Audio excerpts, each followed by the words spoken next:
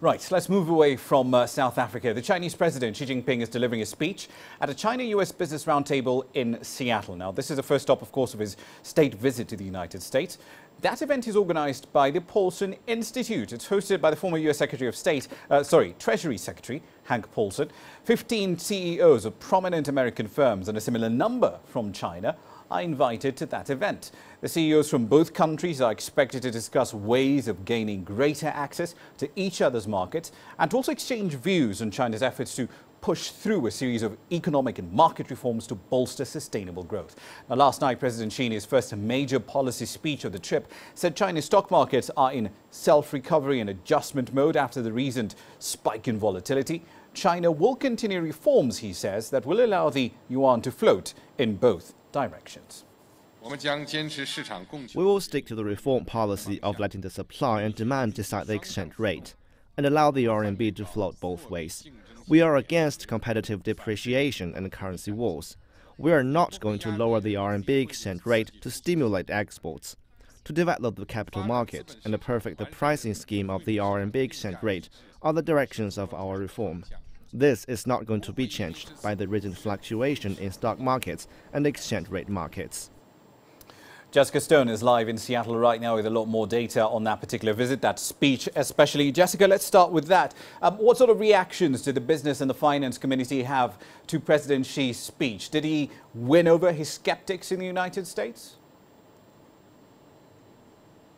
Well, I think you'll have to come back to me at the end of the visit and ask me that question again, because I think even though this speech was the beginning of the visit, we have to put it very much in context of the overall visit and the other remarks that President Xi will make both publicly and privately. As you mentioned, he had an opportunity to be intimately meeting with these CEOs, and hopefully they got some more questions asked and answered that are very interesting to them. But I can tell you that the room in that speech was pretty enthusiastic about a lot of what he had to say, even though in many ways he was reiterating the policy positions that China has been carefully communicating to the global economy. They did seem especially responsive to what he had to say on the stability of the Chinese economy. I know that there were definitely major U.S. banks and major U.S. corporations like Walmart, Microsoft, Bank of America in that room who were very much paying attention very closely to what he had to say. I think the skeptics, though, of China's position on things like cybersecurity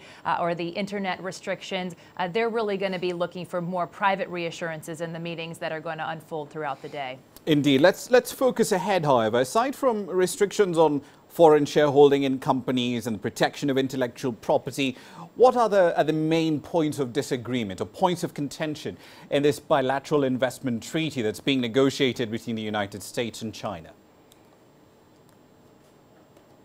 Well, I think first you have to know about the bit that it's going to be a very long game, because even once the negotiations come together and bring the parties together, then there's a lengthy process of winning U.S. congressional support and a 2/3 majority vote in the U.S. Senate, something, as you well know, I think the whole world knows, is very difficult to accomplish in this government right now. Main points of disagreement, China has really been trying very hard to get some U.S. government contracts in the telecommunications sphere. They've had a lot of trouble with the national security review process here in the United States that has kept especially Huawei out of the game for U.S.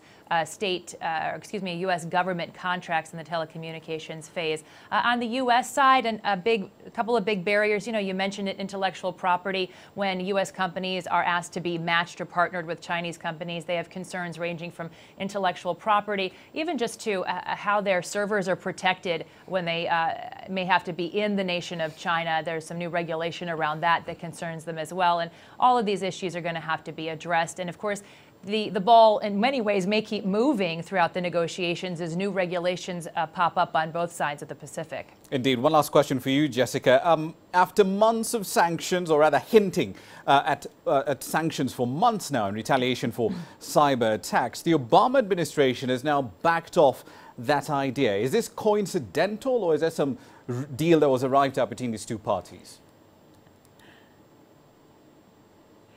Well, I can only tell you what's been reported. I can't verify or make a firm conclusion on that, but I think it's fair to say that there have definitely been publicized and unconfirmed reports that the nature of the shuttle diplomacy that was going back and forth prior to these meetings was such that there are no cyber sanctions being implemented before this visit. And that was a very high-profile shuttling, and certainly there was an agreement announced by China, a consensus, if you will, and you could surmise potentially that that was the nature of the consensus. Of course, it would have been really bad for Sino-U.S. relations if those sanctions had happened prior to the visit. There were even talks of potentially canceling the visit if that had happened. So I think this will allow the visit to go forward and hopefully honest, forthright conversations around that issue to take place at the highest levels. It's something that very much concerns both countries. It's a very intense matter of interest, of course, for the global business community. And I think that we're going to have to really watch that public press conference on Friday between U.S. President Barack Obama and Chinese President Xi Jinping to see if there will, in fact, be some type of dialogue or working group announced. You know, they canceled the cyber working group last year after the indictment of those 5 PLA officers on cyber hacking charges. And now President Xi, in his speech last night, was calling for a high-level dialogue on cybersecurity, saying he's willing to work with the United States on cyber crimes. So that might be the nature of a potential announcement on Friday. Indeed. Thank you for the update. That's Jessica Stone in Seattle giving us the lay of the land on what we should be expecting for the next couple of days.